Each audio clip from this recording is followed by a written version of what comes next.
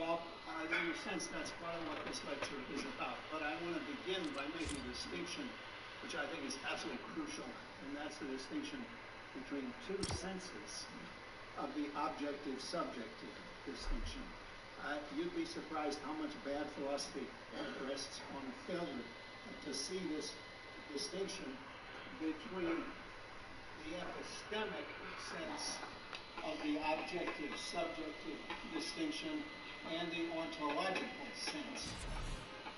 So, for example, if I say that Rembrandt was born in 1606, that is, as they say, a matter of objective fact. That's epistemically objective.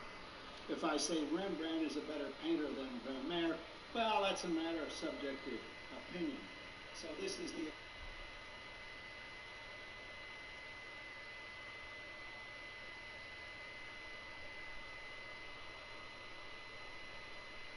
Minds, Brains, and Programs by John Searle.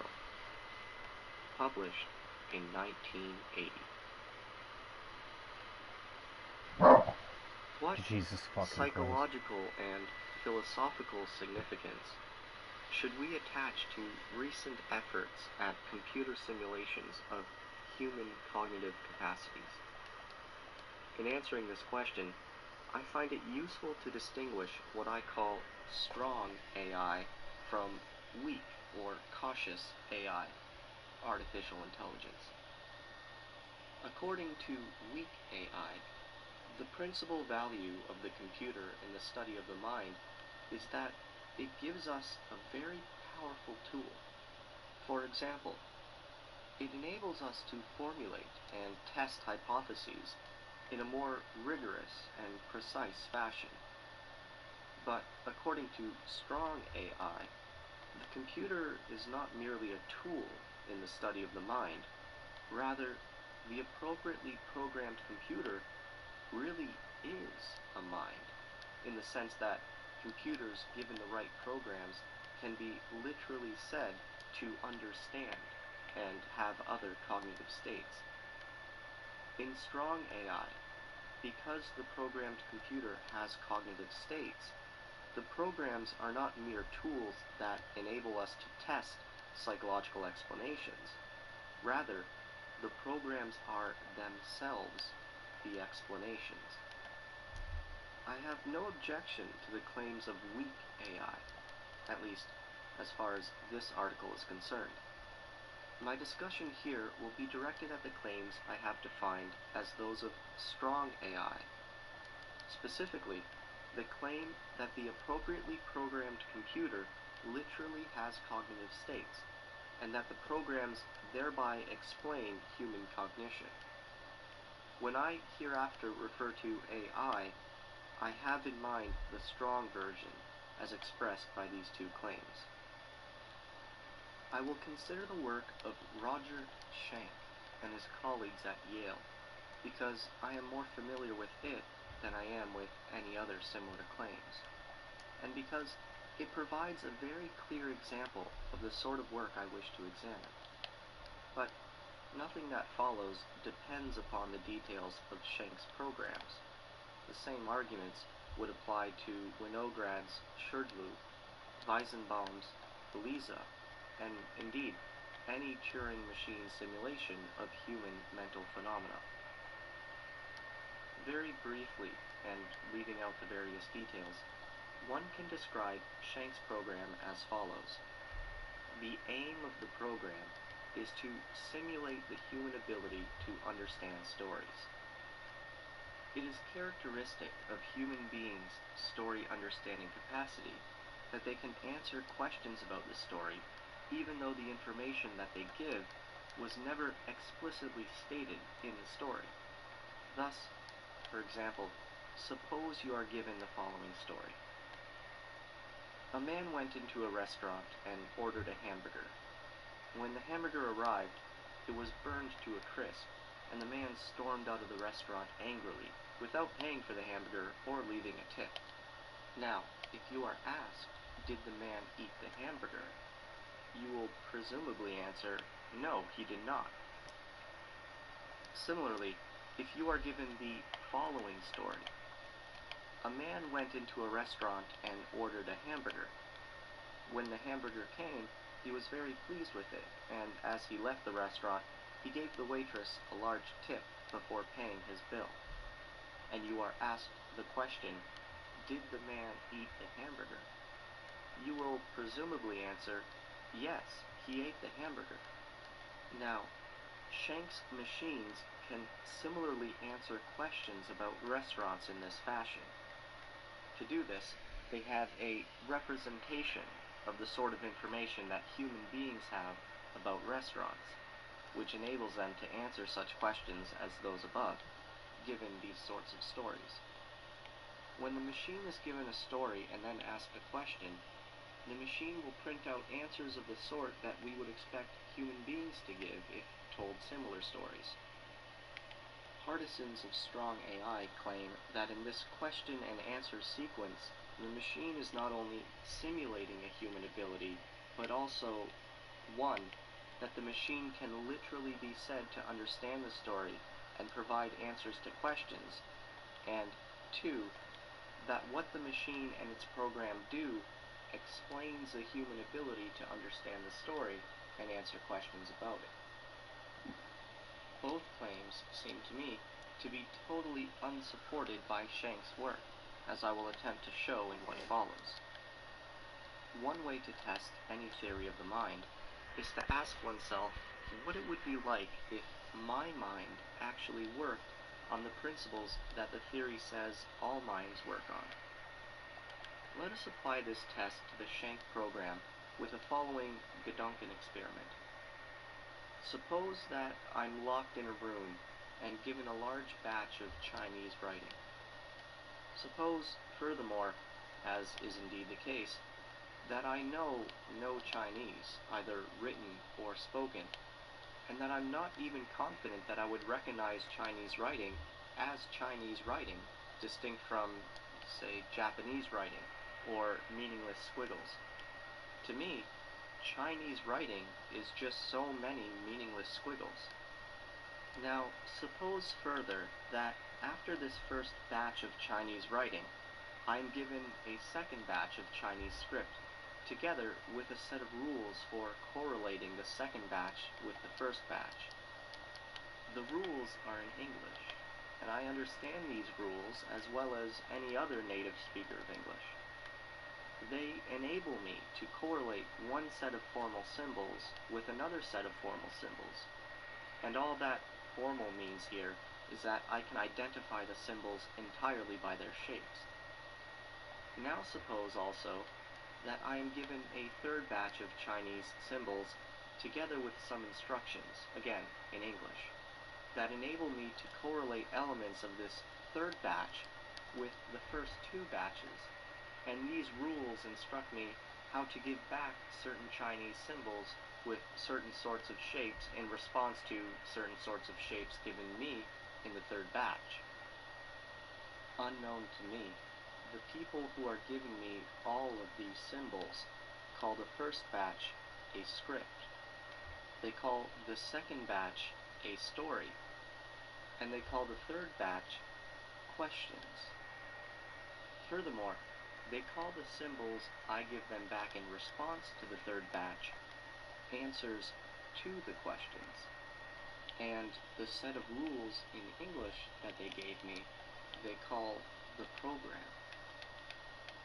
Now, just to complicate the story a little, imagine that these people also give me stories in English, which I understand, and then they ask me questions in English about these stories, and I give them back answers in English.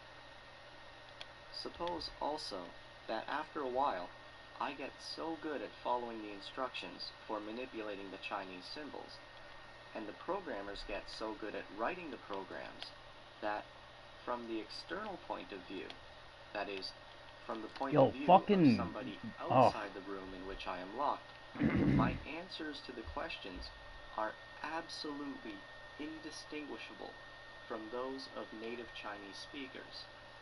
Nobody just looking at my answers can tell that I don't speak a word of Chinese. Let us also suppose that my answers to the English questions are, as they no doubt would be, indistinguishable from those of other native English speakers, for the simple reason that I am a native English speaker. From the external point of view, from the point of view of someone reading my answers, the answers to the Chinese questions and the English questions are equally good. But in the Chinese case, unlike the English case, I produce the answers by manipulating uninterpreted formal symbols. As far as the Chinese is concerned, I simply behave like a computer. I perform computational operations on formally specified elements. For the purposes of the Chinese, I am simply an instantiation of the computer program. Now, the claims made by strong AI are that the programmed computer understands the stories, and that the program, in some sense, explains human understanding. But we are now in a position to examine these claims in light of our thought experiment. 1. As regards the first claim, it seems to me quite obvious in the example that I do not understand a word of the Chinese stories. I have inputs and outputs that are indistinguishable from those of the native Chinese speaker, and I can have any formal program you like, but I still understand nothing. For the same reasons, Shank's computer understands nothing of any stories, whether in Chinese, English, or whatever, since in the Chinese case, the computer is me, and in cases where the computer is not me, the computer has nothing more than I have in the case where I understand nothing. 2. As regards the second claim, that the program explains human understanding, we can see that the computer and its program do not provide sufficient conditions of understanding, since the computer and the program are functioning, but there is no understanding. But does it even provide a necessary condition or a sufficient contribution to understanding? One of the claims made by the supporters of strong AI is that when I understand a story in English, what I am doing is exactly the same, or perhaps more of the same, as what I was doing in manipulating the Chinese symbols. It is simply more formal symbol manipulation that distinguishes the case in English, where I do understand, from the case in Chinese, where I don't. I have not demonstrated that this claim is false, but it would certainly appear an incredible claim in the example. Such plausibility as the claim has derives from the supposition that we can construct a program that will have the same inputs and outputs as native speakers. And in addition, we assume that speakers have some level of description where they are also instantiations of a program. On the basis of these two assumptions, we will assume that even if Shank's program isn't the whole story about understanding, it may be part of the story. Well, I suppose that is an empirical possibility, but not the slightest reason has so far been given to believe that it is true, since what is suggested, though certainly not demonstrated by the example, the computer program is simply a representing of the story. In the Chinese case, artificial intelligence can put into me by way I understand nothing. In the English case, I understand there is so far no reason at all to suppose that my understanding has anything to do with computer programs, that is, with computational operations on purely formally specified elements. As long as the program is defined in terms of computational operations on purely formally defined elements, what the example suggests is that these by themselves have no interesting connection with understanding. They are certainly not sufficient conditions, and not the slightest reason has been given to suppose that they are necessary conditions, or even that they make a significant contribution to understanding. Notice that the force of the argument is not simply that different machines can have the same input and output while operating on different formal principles. That is not the point at all. Rather, whatever purely formal principles you put into the computer, they will not be sufficient for understanding, since a human will be able to follow the formal principles without understanding anything. No reason whatever has been offered to suppose that such principles are necessary or even contributory, since no reason has been given to suppose that when I understand English, I am operating with any formal program at all. Well then, what is it that I have in the case of the English sentences that I do not have in the case of the Chinese sentences? The obvious answer is that I know what the former mean, while I haven't the faintest idea what the latter mean. But in what does this consist? And why couldn't we give it to a machine, whatever it is? I will return to this question later, but first I want to continue with the example. Holy shit, that's Darth Vader's I have had ship. the occasions to present this example to several workers in artificial intelligence, and, interestingly, they do not seem to agree on what the proper reply to it is. I get a surprising variety of replies, and in what follows, I will consider the most common of these, specified along with their geographic origins. But first, I want to block some common misunderstandings about understanding. In many of these discussions, one finds a lot of fancy footwork about the word understanding.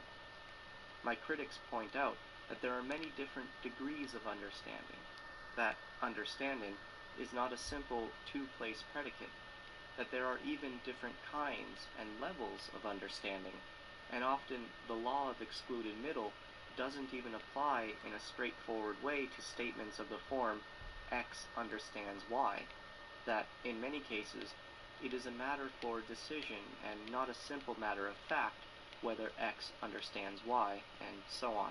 Holy shit, he's To all coming. of these points, Oh I my want to God. say, of course, but they have nothing to do with the points at issue. There are clear cases in which understanding literally applies and clear cases in which it does not apply. And these two sorts of cases are all I need for this argument. I understand stories in English. Hey, nice. To a lesser degree, I can understand stories in French. To a lesser degree, stories in German, and in Chinese, not at all. My car and my adding machine, on the other hand, understand nothing. They are not in that line of business. We often attribute understanding and other cognitive predicates by metaphor and analogy to cars, adding machines, and other artifacts, but nothing is proved by such attributions. We say, the door knows when to open because of its photoelectric cell. The adding machine knows how, understands how to, is able to do addition and subtraction, but not division. And the thermostat perceives changes in the temperature. The reason we make these attributions is quite interesting, and it has to do with the fact that in artifacts we extend our own intentionality. Our tools are extensions of our purposes, and so we find it natural to make metaphorical attributions of intentionality to them. But I take it no philosophical ice is cut by such examples. The sense in which the automatic door understands instructions from its photoelectric cell is not at all the sense in which I understand English. If the sense in which Schenk's programmed computers understand stories is supposed to be the metaphorical sense in which the door understands, and not the sense in which I understand English, the issue would not be worth discussing. But Newell and Simon write that the kind of cognition they claim for computers is exactly the same as for human beings. I like the straightforwardness of this claim, and it is the sort of claim I will be considering. I will argue that, in the literal sense, the programmed computer understands what the car and the adding machine understand, namely, exactly nothing. The computer understanding is not just, like my understanding of German, partial or incomplete. It is zero. Now to the replies. 1. The system's reply, Berkeley. While it is true that the individual person who is locked in the room does not understand the story, the fact is that he is merely part of a whole system, and the system does understand the story. The person has a large ledger in front of him in which are written the rules. He has a lot of scratch paper and pencils for doing calculations. He has data banks of sets of Chinese symbols. Now, understanding is not being ascribed to the mere individual. Rather, it is being ascribed to this whole system of which he is a part. My response to the systems theory is quite simple. Let the individual internalize all of these elements of the system. He memorizes the rules in the ledger and the data banks of Chinese symbols, and he does all the calculations in his head. The individual then incorporates the entire system. There isn't anything at all to the system that he does not encompass. We can even get rid of the room and suppose he works outdoors. All the same, he understands nothing of the Chinese, and a fortiori, neither does the system, because there isn't anything in the system that isn't in him. If he doesn't understand, then there's no way the system could understand, because the system is just a part of him. Actually, I feel somewhat embarrassed to give even this answer to the systems theory, because the theory seems so implausible to start with. The idea is that, while a person doesn't understand Chinese, somehow the conjunction of that person and bits of paper might understand Chinese. It is not easy for me to imagine how someone who is not in the grip of an ideology would find that idea at all plausible. Still, I think many people who are committed to the ideology of strong AI will, in the end, be inclined to say something very much like this. So, let us pursue it a bit further. According to one version of this view, while the man in the internalized systems example doesn't understand Chinese in the sense that a native Chinese speaker does, because, for example, he doesn't know that the story refers to restaurants and hamburgers, etc., still, the man as a formal symbol manipulation system really does understand Chinese. The subsystem of the man that is the formal manipulation system for Chinese should not be confused with the subsystem for English.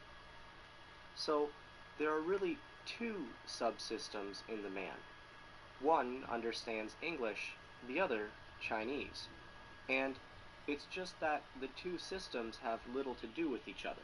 But, I want to reply, not only do they have little to do with each other, they are not even remotely alike.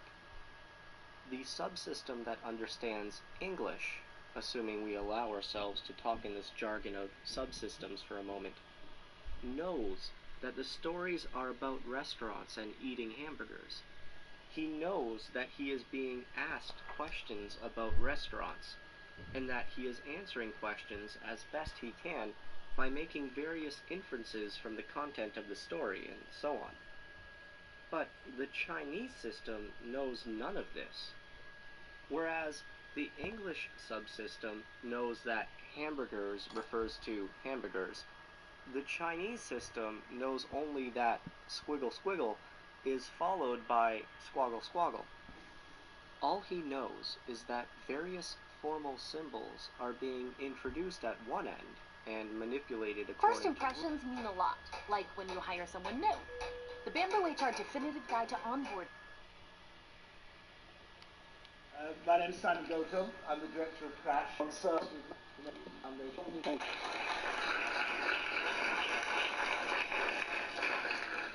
Well, it's great to be here, and I want to thank the people who organize this. I can never organize anything, so I'm always amazed that somebody can. And I especially want to thank Tony Lawson, who's been a fantastic host. And I have to say, it's a great pleasure to lecture to any outfit called Crash. That's what I feel like I want to do. Okay, now I'm going to talk about consciousness. And I think it's a desperately important subject, but it's curiously neglected. When I was an undergraduate philosophy student at the other university, nobody talked about consciousness. I mean, they sometimes used it aside. Rao wrote a book about, I call it Concept of Mind, which seemed to just push it off to one side.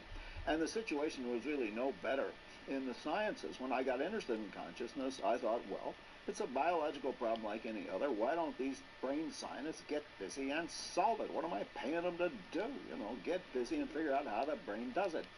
So I went over to University of California at San Francisco, UCSF, and they're pretty self-confident about their scientific credentials. And I said to these famous neuroscientists, when are you guys going to solve the problem of consciousness? When are you going to figure out how the brain does it exactly? And a famous guy, some Oxford hesitation forbids me to mention his name. But anyway, a famous guy said to me, look, in my discipline, it's okay to be interested in consciousness, but get tenure first, right? Get tenure first. Now, there has been a change, and that is, I think maybe you could now get tenure by working on consciousness. I hope that's the case. Anyway, so I'm going to talk about consciousness. And when I've been doing this subject for some years, it occurred to me, what's the history behind our peculiar resistance? What's the peculiar history behind our inability to face the problem of consciousness? And it seemed to me we're the victim of two traditions, both of which make the same mistake but think they're opposed to each other.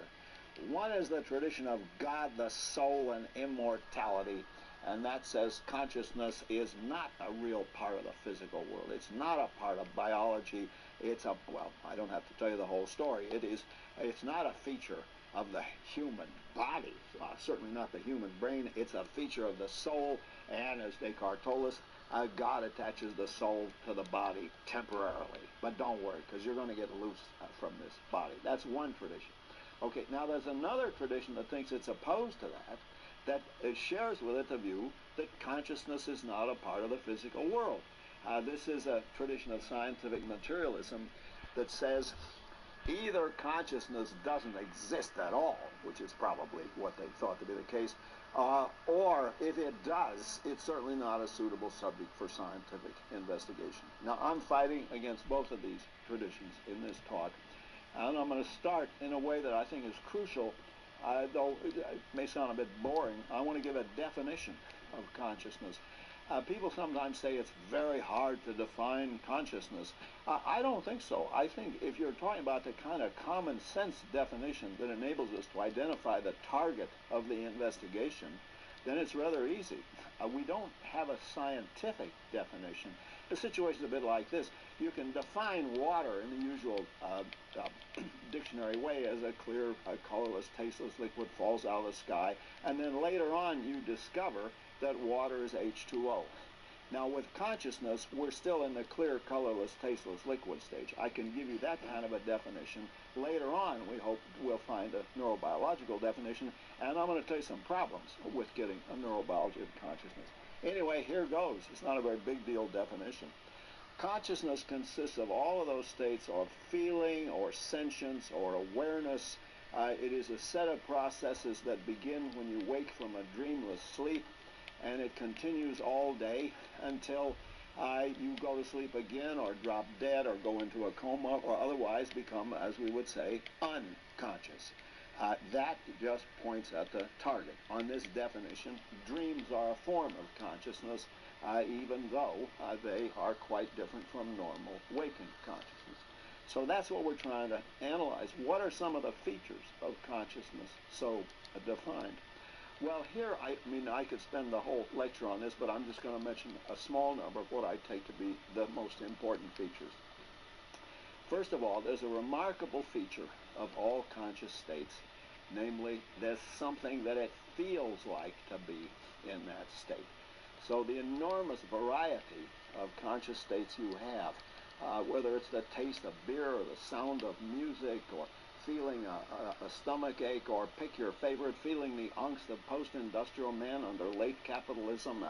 I have friends who think that I suffer from tremendous philistinism because I don't suffer the angst of post-industrial man under late. I got a lot of angst, but that's not one of them. Okay. Anyway, all of those, there's something that it feels like. And then, secondly, because of that, there is an ontological peculiarity to consciousness. Ontology is just a big word. It means has to do with existence.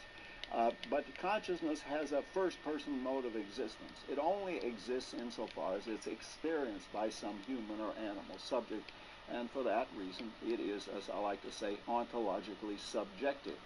Now, that immediately raises a problem because we've got another assorted tradition about subjectivity and objectivity, and those words are systematically ambiguous. There's an epistemic sense of those words that has to do with knowledge, and an ontological sense that has to do with existence. In the epistemic sense, it's a matter of opinion. It's a subjective opinion that Van Gogh is a better painter than Gauguin. I think it's true, but I won't go to fight over it. I mean, it's a matter of opinion, but it's not a matter of opinion in that way that Van Gogh died in France. That's epistemically objective. But underlying that distinction is a distinction in modes of existence, and that is some entities, like mountains and molecules and tectonic plates, have an objective ontology, an objective mode of existence. They exist regardless of whether they're experienced. Whereas pains and tickles and itches are ontologically subjective. They only exist insofar as they are experienced. Now, the reason that distinction is important for this discussion is that the ontological subjectivity of the domain does not prevent us from having an epistemically objective science of that domain. If there's one message I'd like to get across in this lecture, that's it. The subjectivity of the domain, the subjectivity of consciousness, is no obstacle having an objective science of that domain. And that was the problem I had with the brain stabbers in San Francisco. Their argument went as follows. Science is objective, but on your own definition, consciousness is subjective. So, there can be no science of consciousness. I hope you all recognize that as a textbook case of a fallacy of ambiguity. Objectivity and subjectivity are used with two different meanings. There's nothing about the ontologically subjective character of consciousness that prevents us from having an epistemically objective science of the domain of consciousness. And occasionally you read people who say, well, we couldn't ever get a real objective science of consciousness.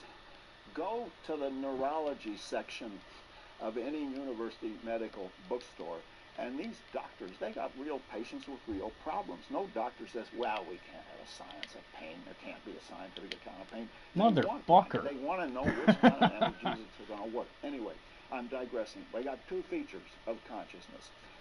It is qualitative, and qualitativeness implies subjectivity. But there's a third feature, and this feature is actually more important than most people realize, and that is all of our conscious states come to us as part of a single, united conscious field. That's a stunning fact. So I don't just hear the sound of my voice and feel the weight of my body against my shoes and see the people in the audience, but I have all of that as part of a single unified conscious field. Now this is one of the reasons for the failure of robotics. Nobody knows how to make a conscious robot that has anything like the stunning capacity for encompassing the environment that we get with a unified conscious field. It's not enough to use the information processing vocabulary. It isn't just that I get better information, by having a unified conscious field, but I'm directly in contact with the environment, including my immediate past and my immediate present. Okay, so we got three features. Well, my students like to take notes on crap like this, but anyway, here goes. Feature number one, it's qualitative. Two, it's subjective. And three, it's unified. Now, feature number four is also stunning, and that is it functions causally. See, there's always some philosopher that says, well, nothing as touchy-feely as consciousness could ever make a difference to the physical world. The current mantra is the physical world is causally closed. Well, you want to watch and see how consciousness makes a difference to the physical world. I decide to raise my arm, and the damn thing goes up. And what's amazing, what is stunning, is I don't say, well, it's a bit like rain in Cambridge. Some days it goes up, and some days it doesn't go up. No, it's entirely up to me. Now, how is that possible? Well, I have to answer that question. But now I want you to see it's a consequence of these four features. And this is this is a really substantive or controversial claim that I'm going to make. Consciousness is irreducible and ineliminable. You can't get rid of it. See, a standard argument goes as follows. Look, there are a lot of folk psychological notions that we got rid of, but I mean the humors, for example, used to be he's in a bad humor. There was a certain theory that underlay that turned out to be false. Well, why couldn't consciousness also be shown to be an illusion, like sunsets or rainbows? We now know the sun doesn't really set, and there isn't really an arch in the sky. Those are illusions. Why couldn't consciousness be an illusion? And the answer to that is rather important, and that's this. You can't show that consciousness is an illusion in the way that we show these other things to be illusion, because the illusion-reality distinction rests on how things consciously seem to us and how they really are. But where the very existence of consciousness is concerned, you can't make that distinction, because if it consciously seems to you that you are conscious, then you are conscious. I mean, think about it from a practical point of view. If a bunch of really heavy-duty, well-endowed scientists came to me and said, Searle, we have done a study of your brain, and we're absolutely convinced you're not conscious. There's no way you could be conscious given the crap you've got in your head. Now, at no point do I feel, well, maybe these guys are right. I mean, they're all amazing. I don't feel that, because where the very existence of consciousness is concerned, I can't be mistaken. Now, you can be mistaken about the details about what conscious state you were in. You thought you were desperately in love, but she looked pretty good in that light, and you both had a lot to drink, and they were playing that goofy music that they play in Italy. Okay, so you can be mistaken about specific states, but about the very existence of conscious states, you cannot be mistaken. It's real and irreducible. Okay, well, there is a brief characterization of the character of consciousness. Now, why don't we just get busy and solve it as a scientific problem? And I want to suggest that is the right attitude to have, but I can't resisting listing a series of mistakes that people make about consciousness, because these are pervasive. You can pick up the philosophy journals or look at recent books, and in one way or another, all of these mistakes are made. Well, the first mistake I've already attacked, and that's the one that says, well, it doesn't really exist. Consciousness is just part of folk psychology and has to go the way of the rest of folk psychology. I've already attacked that, so I won't repeat it. But another one says, consciousness really does exist, but it couldn't make any difference to the physical world. It's epiphenomenal. That's the jargon that philosophers use. It's epiphenomenal. It's like the froth on the wave or the light that glints off of the lake when the sun hits it. It does not have any causal consequences. Now, I gave you this sort of folk psychological scientific demonstration, but how can that be? How can it be that something subjective, qualitative, and irreducible can physically move my arm? Now, the answer to that requires that we recognize that the same system will have different levels of description. In my car engine, the level of description at which I say there's an explosion in the cylinder that drives the piston, that's a different level from saying that there is an oxidization of hydrocarbons that releases heat energy. It's the same phenomenon described at different levels. Now I want to show you how that works with raising your arm. I said I formed the intention to raise my arm. There's what I call an intention in action, in ordinary English, of trying, and my arm went up. How can that be? Well, that very event of my trying to raise my arm has a lower level of description where, among a whole lot of other things, it involves the secretion of a specific neurotransmitter, acetylcholine, at the axon end plates of the motor neurons. Now, that's not a trivial fact about this event, because no acetylcholine, no arm movement. It is the specific neurotransmitter for muscular movements.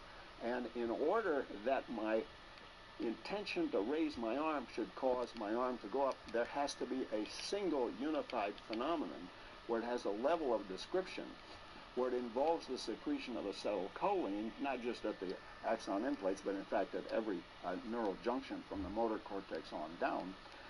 You have to have the right things going on in the plumbing, or the arm isn't going to go up. The important thing at this level of discussion is to see there's no mystery in principle how one and the same phenomenon, my conscious trying, my conscious intention to raise my arm, can cause a physical event in the world, my arm going up, because that phenomenon has different levels of description, and at a much lower level of description, it involves specific neurobiological processes which are essential to the movement of the arm. Now, I resist the temptation to go on about that because maybe it'll come up in the discussion, but this is a common mistake made in contemporary philosophy, is that people suppose if consciousness is really ontologically irreducible, then it couldn't function causally because, as they like to say, the physical world is causally closed.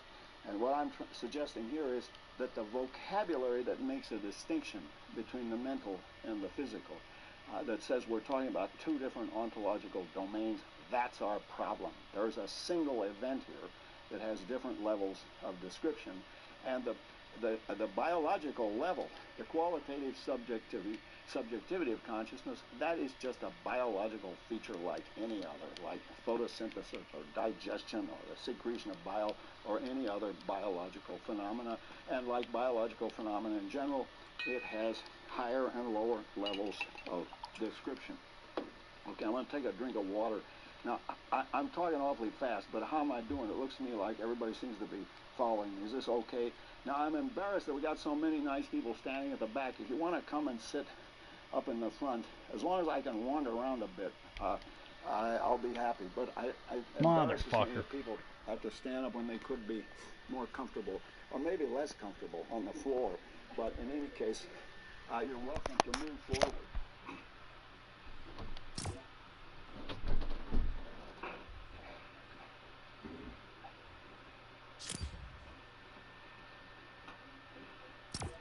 Okay, I'm going to identify, just in effect for fun, half a dozen of what I think are the most common mistakes that people make about consciousness, and I've identified two already. One is to say it doesn't exist, and that won't do.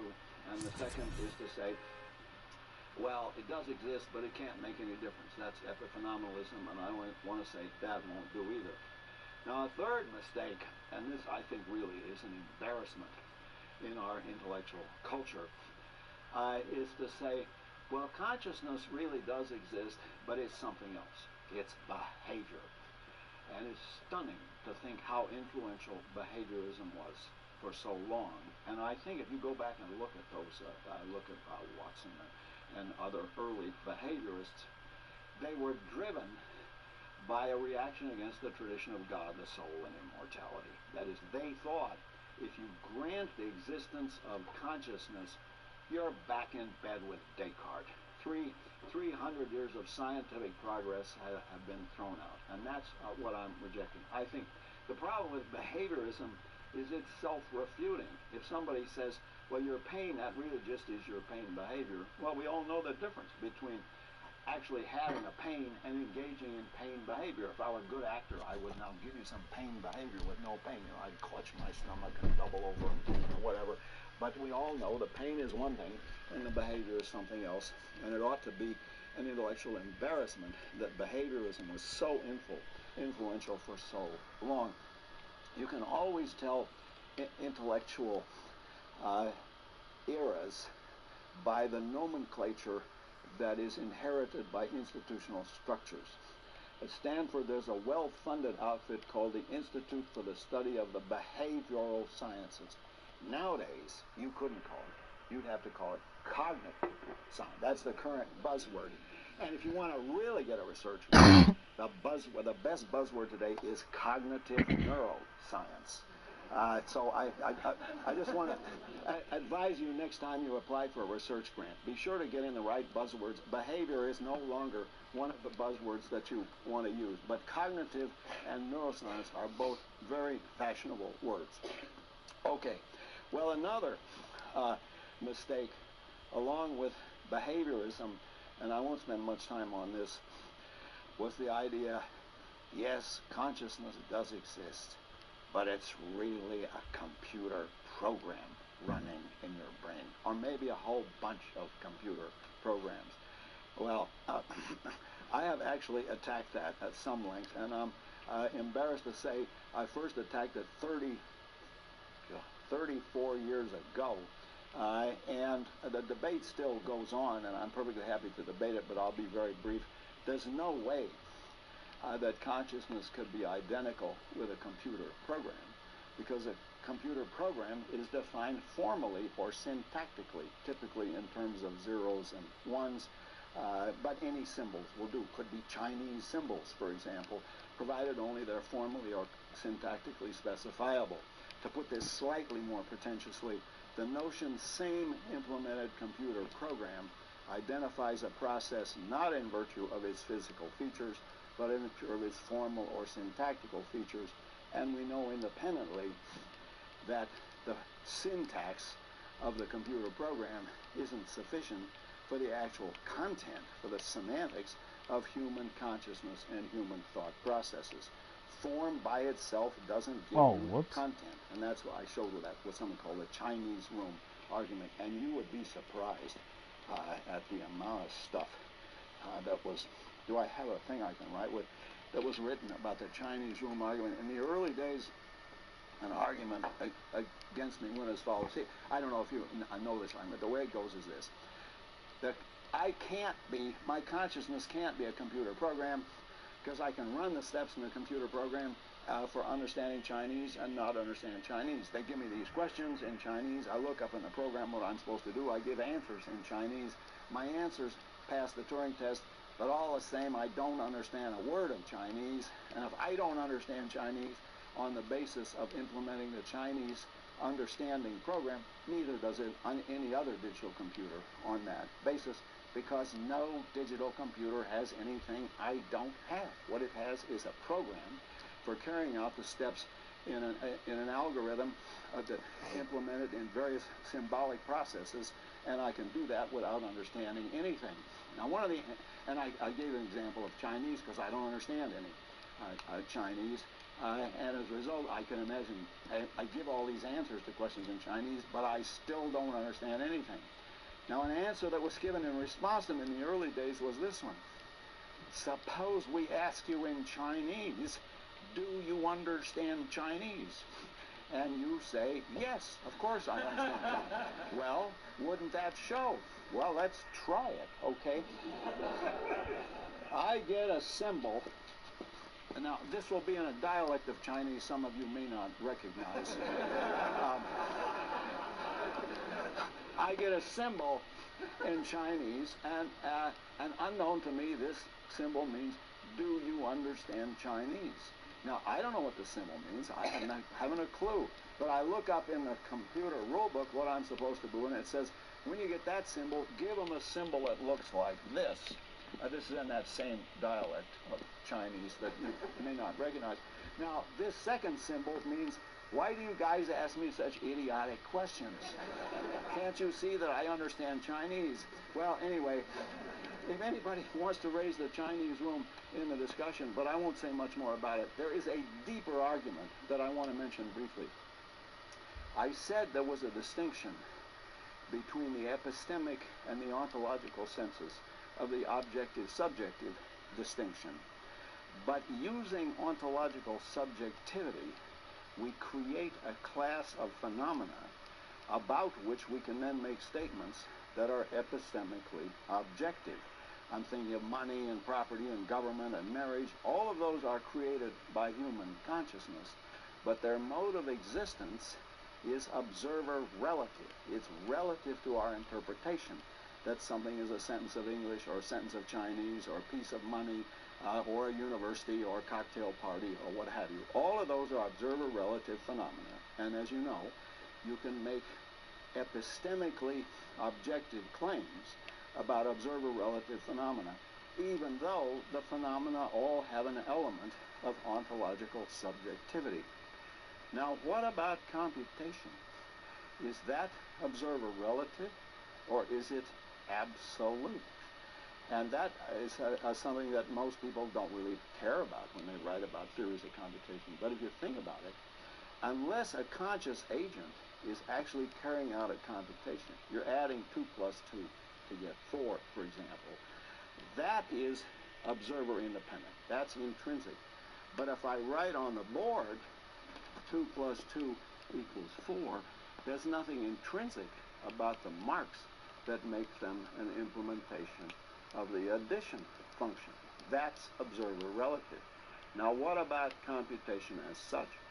Well, unless a conscious agent is actually going through the steps of a computer program, as I was in the Chinese room, or if I'm doing simple arithmetic, adding 2 plus 2 to get 4, if I'm implementing that in a piece of machinery, the computation in the machinery is entirely observer relative. Now notice that doesn't mean it's epistemically subjective, because of course I pay a lot of money to have these computers. But computation does not name an intrinsic feature of nature. It names an interpretation that we can give to features of nature. Watch, I'll show you a simple computer. This thing just computed the function s equals 1/2 gt squared. It's a rather short s, I'm sorry to say, because, well,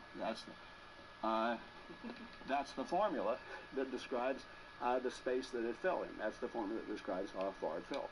Is this thing intrinsically computed? No, it's just gravity attracts it. And we have a way of attaching a computational interpretation of that. And I have pieces of hardware made by Apple Corporation south of San Francisco, and I paid a lot of money for them. But they no more do intrinsically computation than this thing is intrinsically a computer. Computation is observer relative. That doesn't mean statements about it are epistemically subjective, but it means that you can't discover computation in nature in a way that consciousness can be and is discovered in nature. That's actually a deeper argument than the Chinese room, but it didn't get nearly the attention that the other one did. Okay, well, I'm tempted to keep going on with these famous mistakes. We've listed several now. There's, well, I didn't really attack dualism. I'm perfectly happy to attack it, but it is kind of giving up to say, well, we really, our biology could never make us conscious, because consciousness is a property of the soul, and the soul is not a biological phenomenon. It is hard to realize what an extreme view Descartes held, and I'm not sure that it really is essential. It was picked up by the Christian theorists, by religious theorists, but I'm not sure that it really is essential. I have students who are Protestant theologians who tell me that my view is really consistent with a certain early form of Christian doctrine. I doubt if that's true, but anyway, that's what they tell me. But it's certainly not consistent with Descartes, because Descartes, you see, says, your body's not conscious, your brain is not conscious. The only thing that could be conscious is your soul, and the soul is temporarily attached to your brain. But when your body dies, the soul will leave the body because it died. Now, that is a revolutionary view. It's quite unlike the Greeks. You see, what the Greeks thought is the soul was a kind of life principle. It wouldn't make any sense to Aristotle. Forgive me, I don't really know any Aristotle, but this is what people tell me about Aristotle. It wouldn't make any sense to Aristotelian view to say first the body dies and then the soul leaves, because for the body to be alive is for it to be animated by the soul. That is a profoundly anti-Cartesian.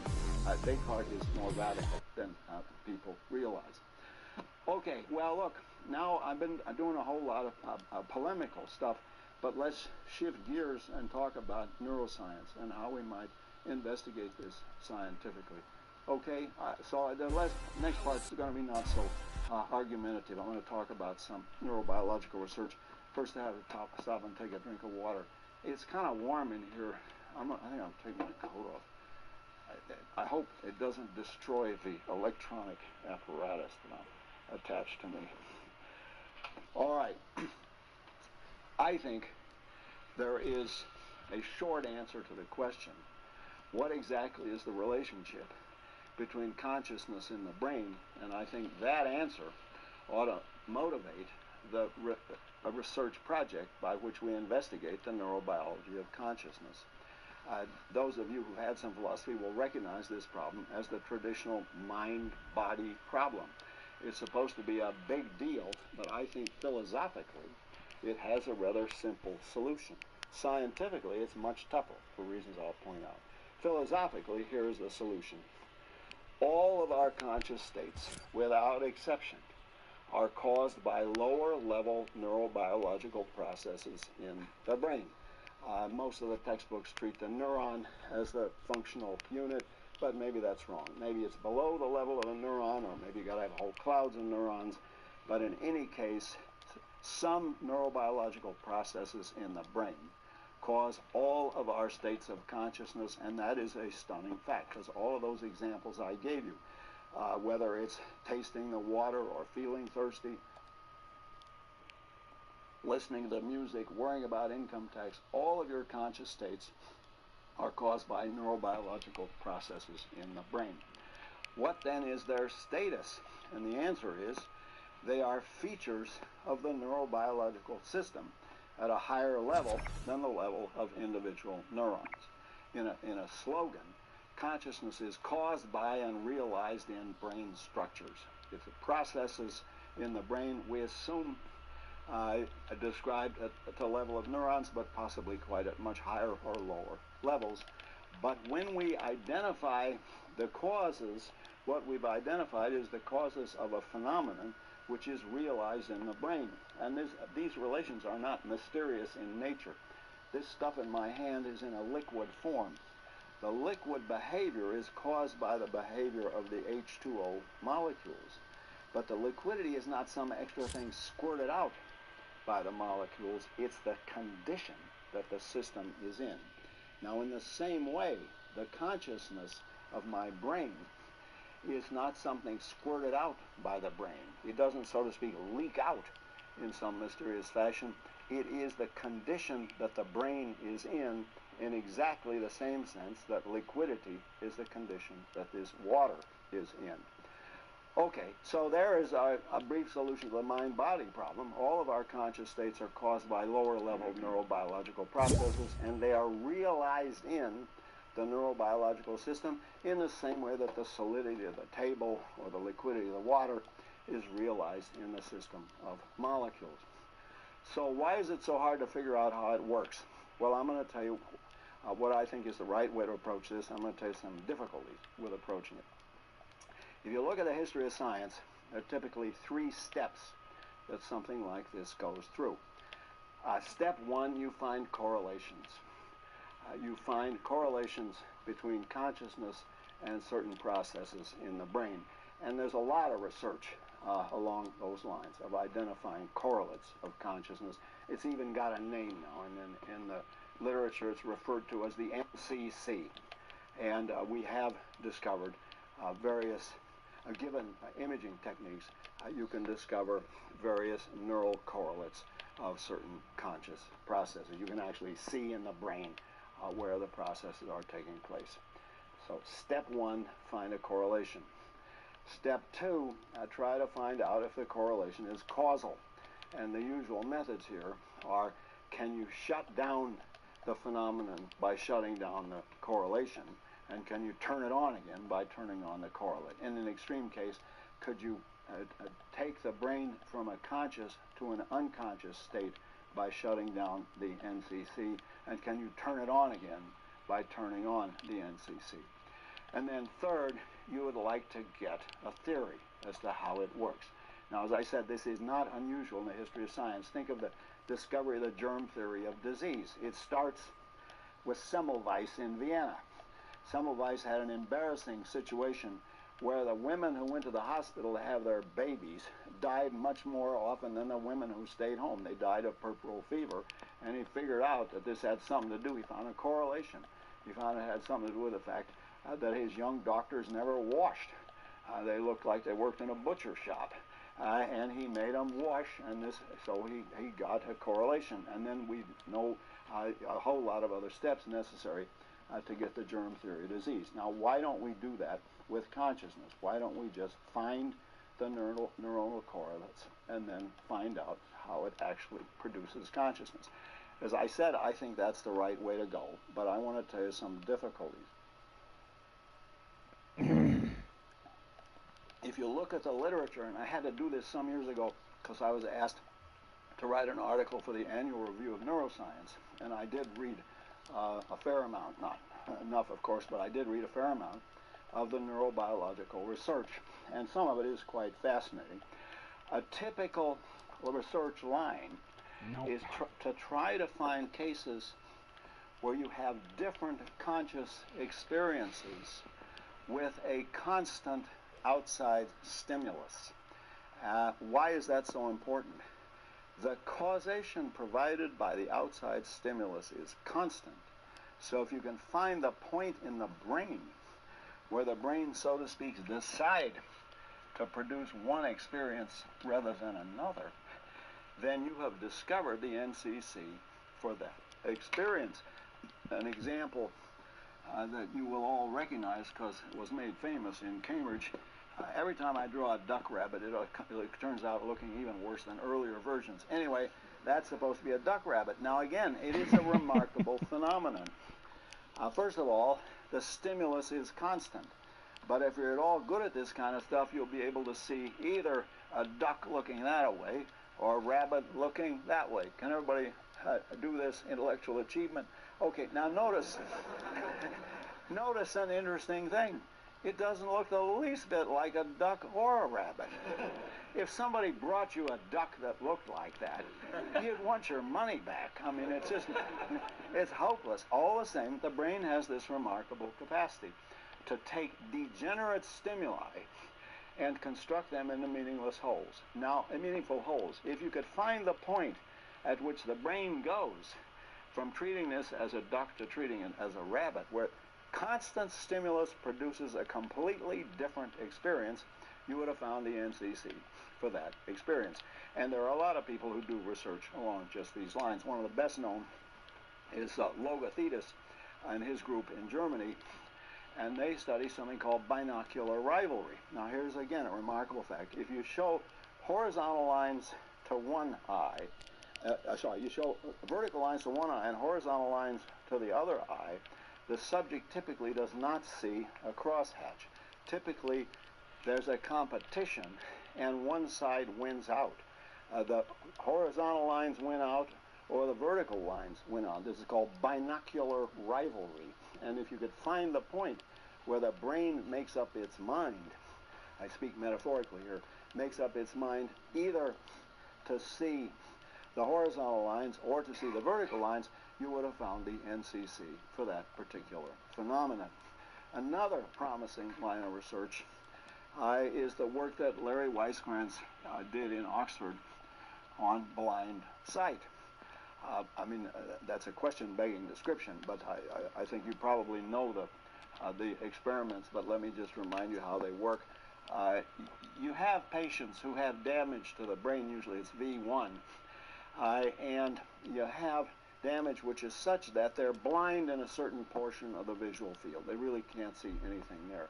So you tell the guy to focus his eye on the cross here, and you know that he's blind in the lower left quadrant, and then you very rapidly shine an X or an O in the lower left quadrant, too fast for him to shift his eyes, and you ask him, what did you see?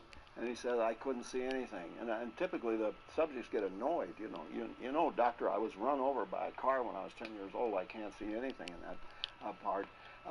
But you say, well, make a guess. And the guys do make a guess, and they get it right 95% of the time. After a week of this, it's not a chance or randomness. After a week of this, their subject was getting it right 95% of the time. Now, what does that tell you? Well, it tells you there's some systems in the brain that are capable of getting visual information without consciousness. So it looks like, Weizsäck's original hypothesis was, well, there have to be at least two visual systems in the brain, only one of which is conscious because one of which is not conscious. This is clearly taking in visual information, but not conscious. And this was Dude, that sword is fucking sick. Research along this. There are two guys in Canada. What are their names? Jennifer, do you remember it'll come back to me. But in any case, Milner and Goodale, right? I have my colleague here, and she's an expert. Milner and Goodale did a whole lot of research, and they identified more than two visual pathways in the brain. Anyway, it looks like if you could figure out exactly the difference between the conscious pathway that gives you the conscious information and the unconscious pathway that gives you the information unconsciously, it looks like you would have the NCC for consciousness. Okay, now I could go on with this with a whole lot of other cases, but there's a sense in which, though we've been doing this for a number of years now, the results are disappointing. We have the NCCs for quite interesting specific forms of consciousness. And a friend of mine, actually, who does research on this at UCSF, has found where in the brain people solve certain problems, where they solve the Tower of Hanoi problem. And she finds interesting differences between the way women solve this in their brain and the way men solve it in their brains. It's just a different neurophysiological structure that is in use here. And it looks like, well, we're now finding all these NCCs. Why don't we now have a theory of consciousness? And I want to suggest there's something wrong with all this research. And that is, it's all done on subjects that are already conscious. Remember, I told you that all of our consciousness occurs as part of a unified conscious field. So it's given the unified conscious field that the guy either has or does not have a conscious awareness of the X and the O. But what we would really like to know is, how does the brain create the unified conscious field in the first place? How is it that the brain is able to create the conscious field? The standard view in the literature is this: we should think of perception as creating consciousness. I think that's a mistake. Of course, there's a sense in which perception creates consciousness, because if I see something, I have a form of consciousness which I didn't have before. But I want to suggest the right way to think of it is to think of perception as modifying a pre-existing conscious field. Imagine you wake up in a completely dark room, in a strange place, as I've been doing every morning now. You wake up in a dark room in a strange place. Your first feeling is, what the hell am I doing here? But then you kind of figure it out. Okay, now you get up and get dressed and brush your teeth and so on and move about. Are you creating consciousness? Well, in a sense you are, because you create forms of consciousness that were not there before. But I want to suggest the right way to think of this is, perception doesn't create consciousness, it modifies the unified conscious field. And what we would like to know is, how does the brain create the unified conscious field in the first place? In other words, it seems to me there are two research approaches. There's one that has worked very well in the history. This is not a speech act. Tim is not demonstrating his disapproval. He's actually got to make a train. There are two different research approaches. One research approach is what I call the building block approach, and that is, you think of the conscious field as made up of all the building blocks of specific percepts. So the red of the scarf and the blue of the dress, all of those are these atomistic units that are put as building blocks into the unified conscious field. But there is another approach that says, no, start with the unified conscious field and ask, how does the brain create the unified conscious field? And I think that the disappointments we've been having are that the research methods that have proved so useful to us are not really suited to identifying such a large global phenomenon as the unified conscious field. The research methods that are standardly used are either you do single cell recordings, you find a neuron that fires in response to certain stimuli, or they're imaging techniques like PET scans and CAT scans, and most famously now MRI, fMRI is the favorite research. And I admire this stuff enormously. I think it's wonderful that we got this. But neither of those is really suited to examining the whole operation of big chunks of the brain, which is what we need to figure out if we're going to figure out how the brain creates the unified conscious field. So the upshot is progress is slow. Now there's another depressing result, and that is, well, maybe there's nothing wrong with research techniques. Maybe there's something wrong with my theory that says the brain creates consciousness by a set of causal processes, and it's a biological phenomenon like any other. I think it's going to be a long time before I'm willing to give up on that, because the alternatives seem to me to be really unacceptable. To say, well, the brain is not a part of, the consciousness is not a part of nature, and you can't figure out how it works in the brain. No, we know too much about how the brain works and about how consciousness exists as a biological phenomenon of certain sorts of humans and other animals. By the way, there's always some philosopher who will tell you animals aren't conscious. I have had a sequence of dogs of stunning intelligence, all of whom are famous for their consciousness. Their names are Frege, Russell, Ludwig, and now Tarski.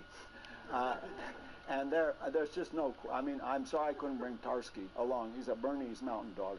So there's no question that animals are conscious. We don't know how far down the phylogenetic scale consciousnness goes. Okay, so Tarski's conscious. How about fleas? Are they conscious? I don't know. I'll leave that to experts, and it'll be a long time before the experts are able to tell us. But in any case, we start with the fact that consciousness is a real phenomenon, and it's irreducible.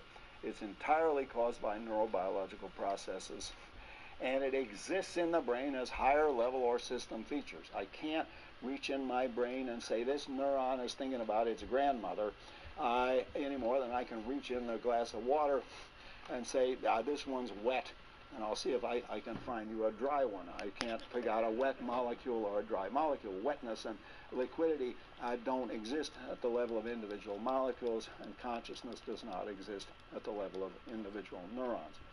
Okay, so where are we? Well, I would like to say there is a kind of unified scientific project to try to discover the character of consciousness, but there's still just an awful lot of, I think, intellectual confusion out there of the kind that I was trying to identify earlier. So I just came from they have this biennial event in the desert, consciousness in the desert. Now, in most philosophy conferences, you attract a relatively sane collection of people. But if you decide you're going to have a large international conference on consciousness and you hold it in the middle of the desert, under the desert stars and so on, well, you get some very strange papers. You get some very strange productions there. And I won't, I've spoken long enough already, I won't tell you some of the most outrageous views about consciousness, but I think the ones that have a lot of influence, that seem to me false to the point of being pernicious to the extent that they actually discourage fruitful research, are the ones that I've identified. The idea that, well, really it's just behavior, or the idea that, well, really it's just a computer program or set of computer programs, or the idea that, well, it couldn't make any real causal difference to the world because it's too touchy-feely to have any physical effect. I would like to militate against those and try to leave you with a message that this is, I think, the most exciting field of investigation in the biological sciences today, and truth to tell, I think it's the most exciting field of investigation in the sciences. Now, I have to confess, I'm let down again by those guys. I've been telling my students literally for decades that the world consists of entities we find it convenient, perhaps not entirely accurate, to call particles, okay? And they're organized into systems, and we have a quantum mechanical explanation of the chemical bond. I love all that kind of stuff. But it turns out that's 4% of the world. What's the other 96%? Dark matter and dark energy. What's dark about it? It's our epistemology that's dark. We don't know what the hell is going on. Now, you know, I have friends up on the hill. It's a different hill. They have a similar thing in Cambridge, but they get paid a lot of money to do physics, and they ought at least to tell me more than just about the 4%. Okay, anyway, so we got 4%, and we're pretty confident about that. Now, are we the only conscious planet? Is our little suburban planet, is it the only locus of consciousness in the universe? It seems very unlikely. Think about it. In this 4%, in our galaxy, there are 100 billion stars in the same line of business as our sun. They don't all have planets like ours do, but certainly a fair number are going to have planets. 100 billion. How many galaxies are there? There are 100 billion galaxies. And those two facts only describe, remember, 4% of the known universe.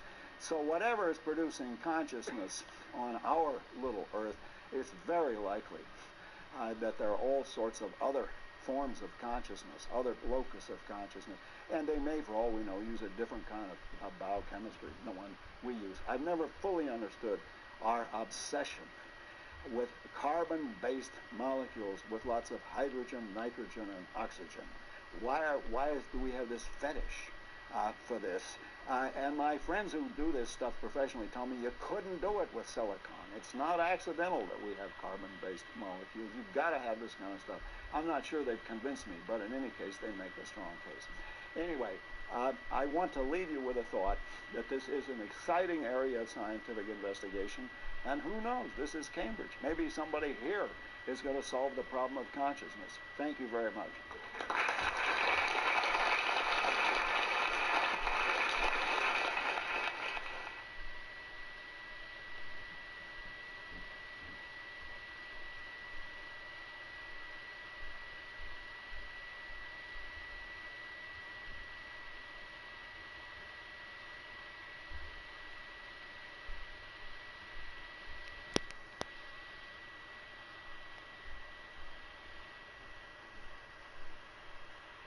Bertrand Russell once said that until the second decade of this century, and remember that by that time he was in his 40s and had done virtually all the philosophical work for which he's really distinguished, he regarded language as transparent. That's to say, as a medium he could simply use without paying particular attention to it. Much the same must be true, I think, not only of other philosophers, but of writers of every kind, novelists, poets, and so on. It's only in this century that the enormous self-consciousness about language, which we now take for granted, has developed. In fact, it's become one of the most prominent intellectual characteristics of our age. What's involved isn't just a superficial interest in words, but beliefs about absolutely fundamental matters. For instance, it's come to be widely believed that it's more than anything else the particular power of abstract thinking made possible to us by language that enables us to conceptualize and cope with innumerable aspects of reality which are not present.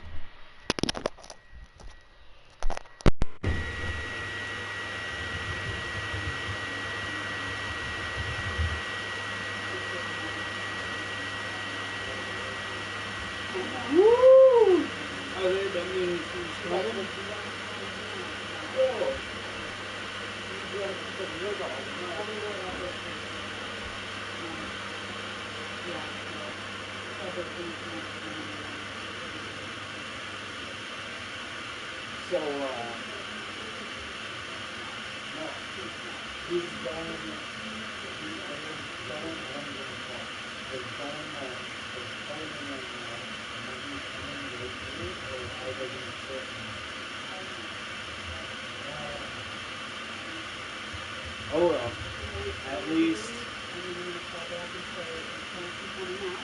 Right, though. I mean, I'm so happy. Uh, no more Helen Keller.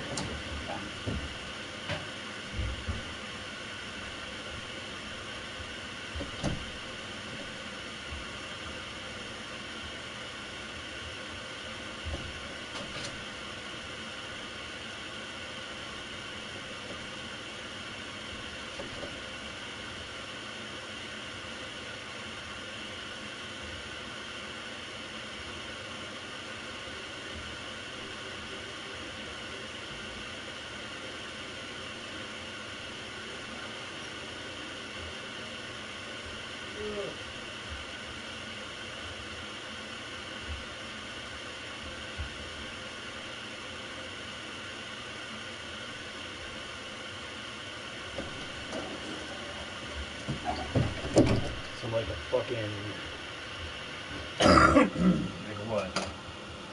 That's they're there. An hour and a half maybe.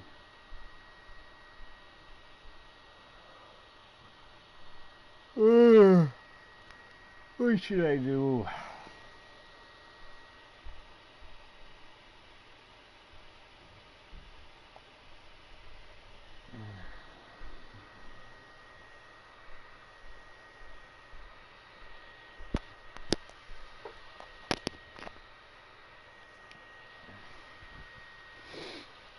Yeah. I'm gonna wait until you get picked up, and then I'm gonna take a nap, and then fucking whatever. Just gonna sleep by myself. No fucking Helen Keller, dog. I don't know. Wake up and do shit. 'Cause fucking A. Ugh. Weekly challenges. Okay. It could be ninja again. Actually.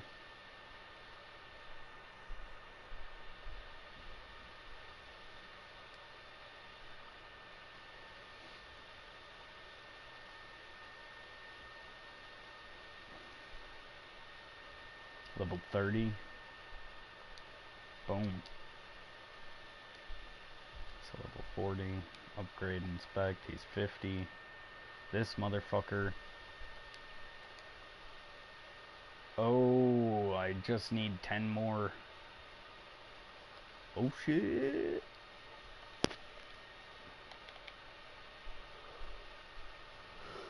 Oh, is that the Jabberwocky?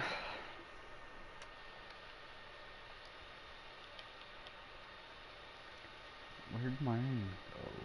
I used to have a Jabberwocky. Must have gotten rid of it.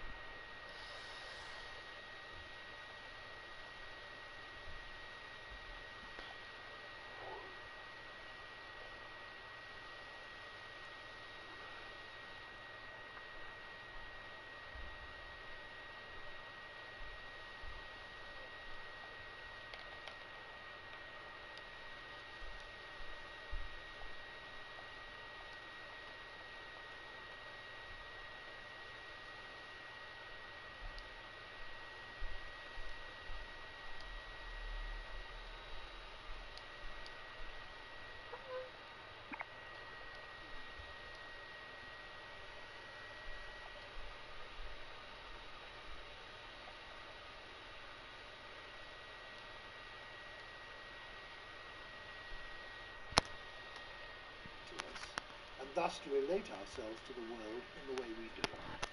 Many believe that it's this, more than anything else, that differentiates us from the animals.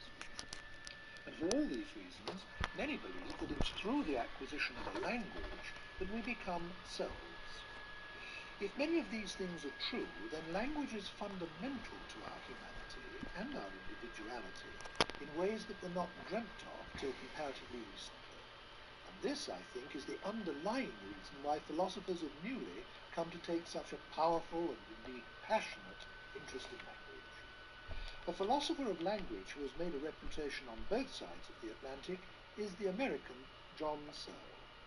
He first studied philosophy at Oxford, where he arrived as a Rhodes Scholar in the early 1950s, and he taught at Oxford for some years before returning to the United States. His book, called Speech Acts, published in 1969, is something of a recent classic. He's now Professor of Philosophy at the University of California in Berkeley. Professor Searle, there's one thing which I think we must get straight right at the beginning. I've been talking about the philosophy of language, but there is another phrase, linguistic philosophy or linguistic analysis, which means something quite different.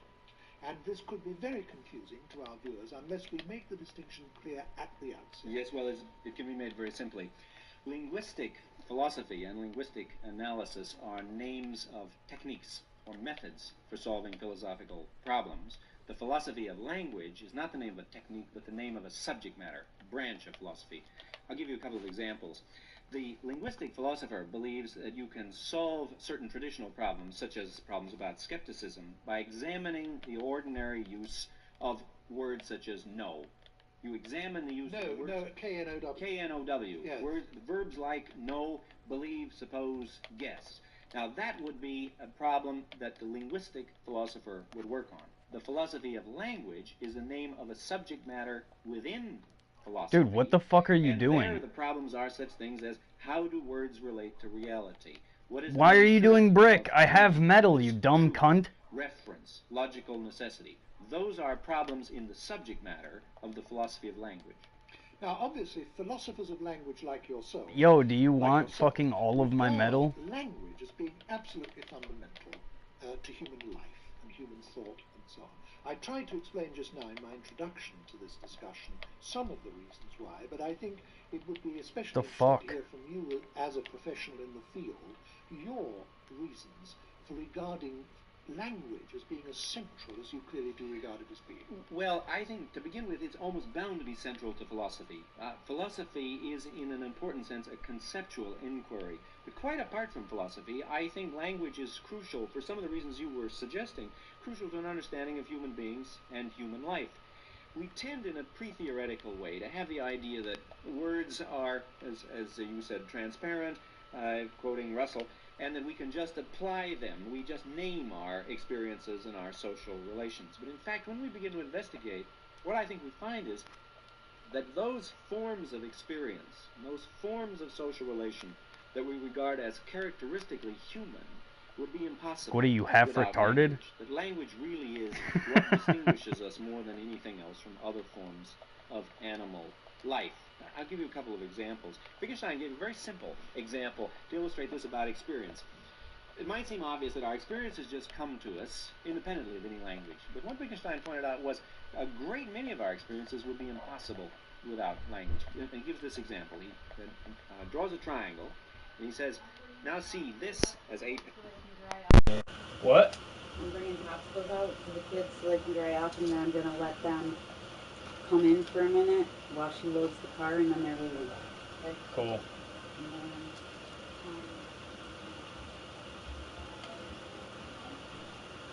Where am I clicking at? That shit. I need to...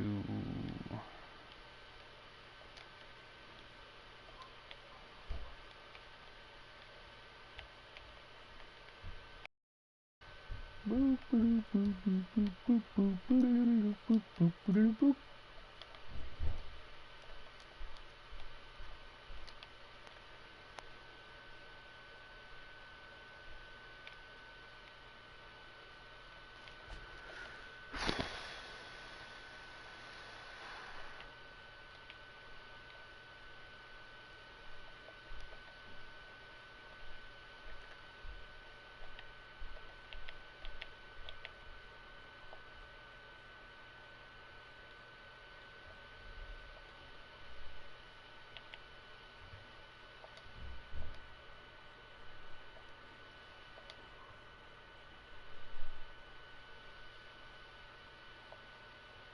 No, why would I?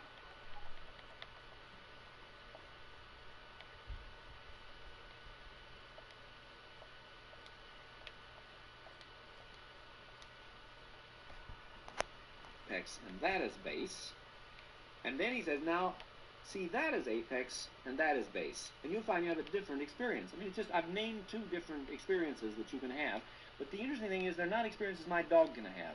Not because he hasn't got the optical apparatus, but because he hasn't got the conceptual apparatus. The words, one wants to say, are part of the experience. Now, that's a trivial example, and one could give lots of more grand examples. I mean, I'd state the following. La Rochefoucauld said, I forget where, that very few people would fall in love if they never read about it. And I think there is a real underlying truth in that, and that is that categories like love and hate themselves influence the experiences, that our concepts determine, or at least shape, our experiences, that it would be impossible to have the experiences that we have without the linguistic categories we have. In other words, our experience of the world doesn't consist of the world as a lot of independent objects to which we as human beings then attach the labels of names, i.e. words. What you're saying is the objects don't exist separately from the words, that the words enter into the very structure of our experience. Yes, now let me see if I can say what I think you're driving at. It would be this: not that language makes the world. That's the kind of subjectivism that I wouldn't want to accept, but rather something like this: what counts as an object, what counts as reality, is a function of the system of representation that we bring to bear on reality, namely language.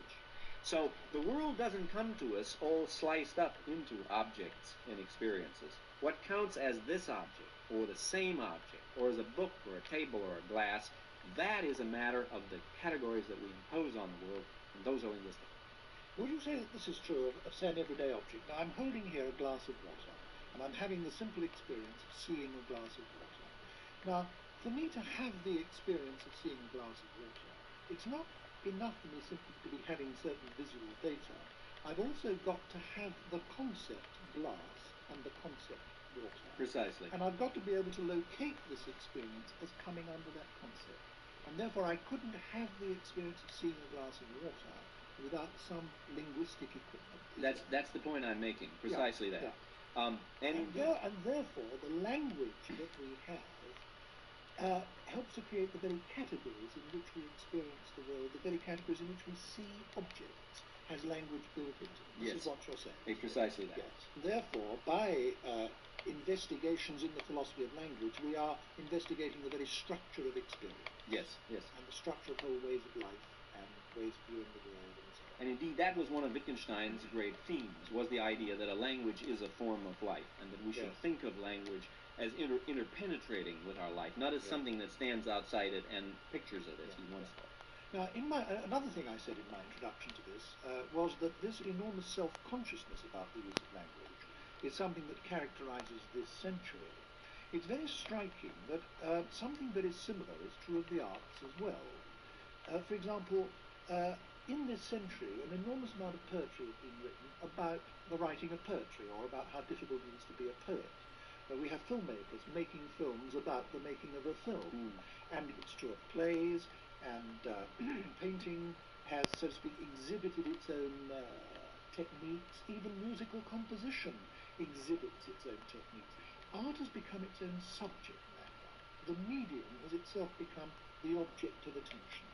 Now, there's an obvious parallel there with what has happened with language in philosophy. Do you think that these developments are all interconnected, or do you think it's sheer coincidence? Well, it surely is not sheer coincidence. I mean, I think there are certain features of the 20th century mode of sensibility that makes language seem immensely problematic to us. But let me disagree with one thing you said. It isn't that philosophers have suddenly discovered language in the 20th century. There's a lot about language in Locke, devoted a whole book of the essay to it. There's a theory of language in Hume, and indeed back to Plato and the Theaetetus there are theories of language. So it isn't something we've recently discovered, but the point I think you're making, and I entirely agree with it, is that language has come to seem problematic. It has come to seem, to use the quotation from Russell, not a matter of transparency. It isn't something that we can see right through to the world. It is itself a problem, and I think that has a great deal to do with something like the tremendous loss of confidence, the decline of rationality that occurred at the end of the 19th century. One would one doesn't know quite how to date the rise of modernism, but it is part of modernism in the arts, and surely I can't, as you say, it can't be just coincidental that the same awareness of the complexity and the problematic character of language exists in philosophy. Contrast Mill with the later Wittgenstein, and I think you see the break that I'm talking about now. You're stressing then that self-consciousness about language, in fact, goes back quite a long way in philosophy, probably further than it does in the arts, in poetry and so on. Now, what were the specifically philosophical developments that brought it to a head in this century in the way that it did? Right. Well, now that is a marvelously complicated subject. Let me pick out a couple of strands in that. First of all, there's a historical development. Descartes, over 3 centuries ago, asked this basic question in philosophy: what is knowledge? How is knowledge possible? And I think if you take that question very seriously, and we have in philosophy, that has been the central question for the centuries after Descartes, eventually that leads you to what will, I think, almost inevitably seem a more fundamental question, namely, how does our mind represent the world at all? The question of what is meaning has come to seem prior to the question, what is knowledge? And there's certain specific historical features that led to that. Particularly, I would say, the work of Frege in the 19th century, the German philosopher and mathematician, and the work of Russell in the early 20th century.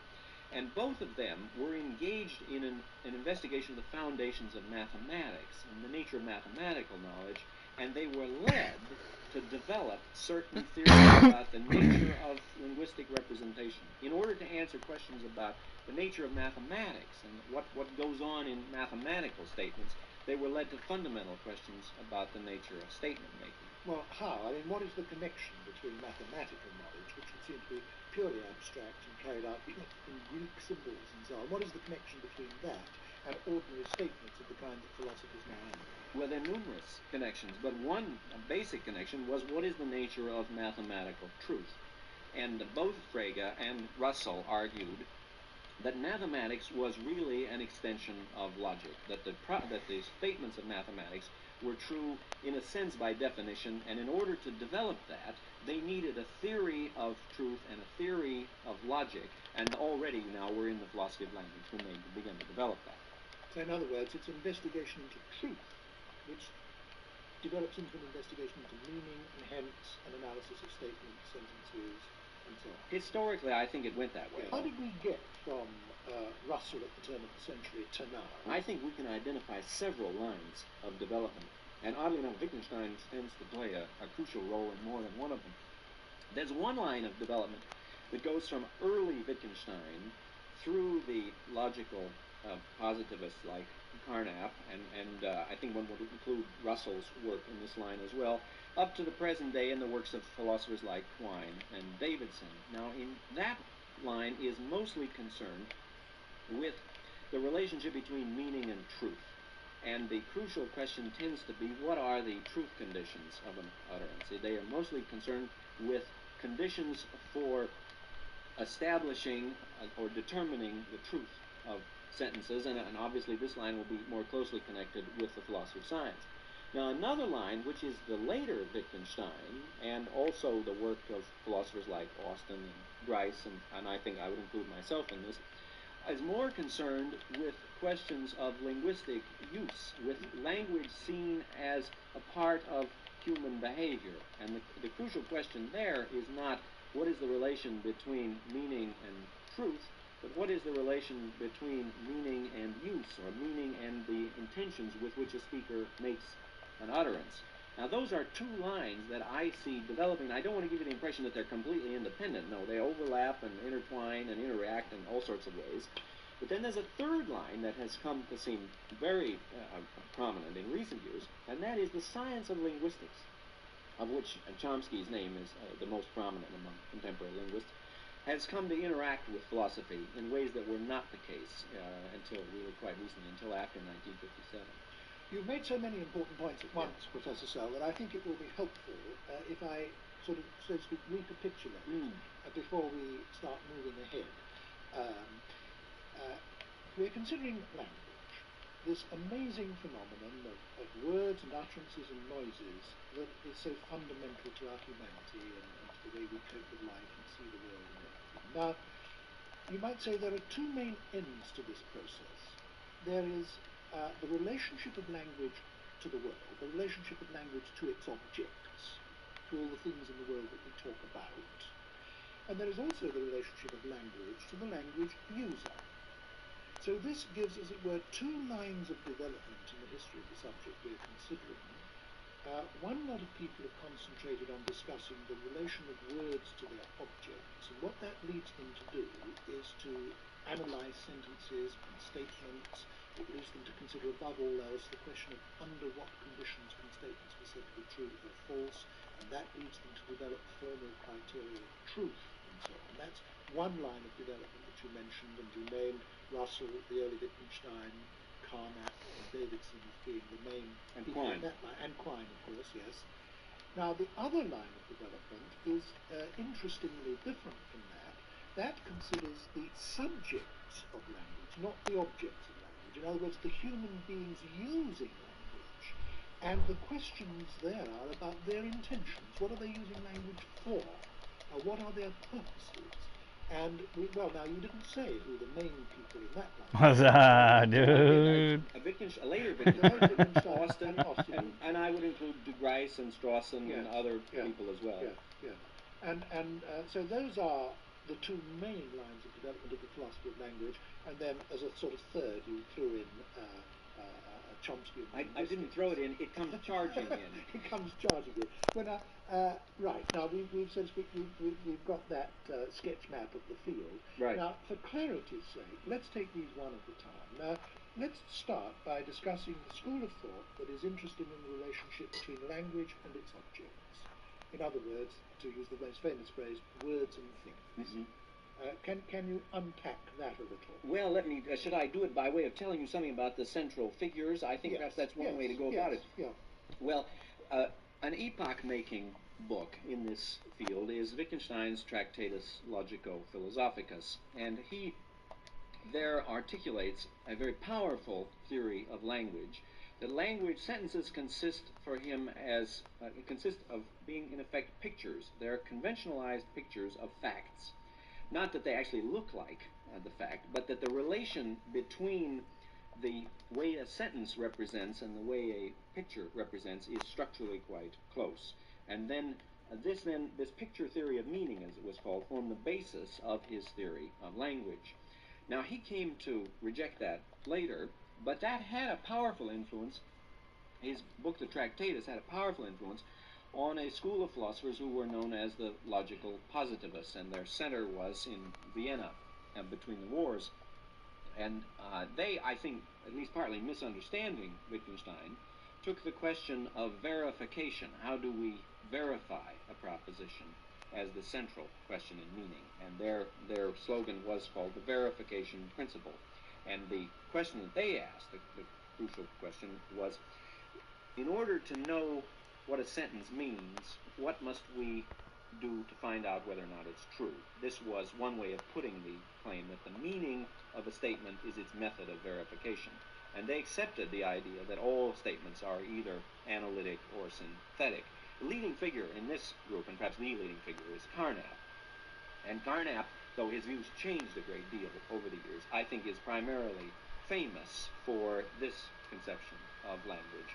That is, that language consists in statements, it primarily consists in statements that are true or false, and that their meaning is intimately connected with their method of verification in such a way that we can define meaning in terms of verification. Now then, when we get to more recent times, when we get to Quine, Quine is most famous. His single most famous work was an attack on the distinction between on the analytic-synthetic distinction. That is, he attacks the idea that we can make a clear distinction between that truth which is in virtue of meaning and that which is in virtue of matters of fact. And this then led in his more recent work to what I can only describe as a general rejection of the notion of meaning. Quine adopts a behavioristic conception of language. He sees us as beings who are bombarded by stimuli, verbal and otherwise, and then we make verbal responses. And all there really amounts to meaning is our dispositions to respond verbally. There isn't, in addition to these dispositions to verbal responses, anything called meaning going through our mind. So Quine's behaviorism is closely connected with his empiricism. But ironically, it led him to reject what had seemed one of the foundation stones of an earlier generation of empiricists, namely the distinction between analytic and synthetic proposition. His famous article is called Two Dogmas of Empiricism. Am I going too fast through these, or No. Right. Shall I go on to Davidson then? Yes, Davidson is the one person you mentioned that you have. Now, Davidson, incidentally, is remarkably influential in England, and indeed, I would say more influential in England than he is in his home country, but with perhaps a very good reason. He's certainly a very powerful philosopher.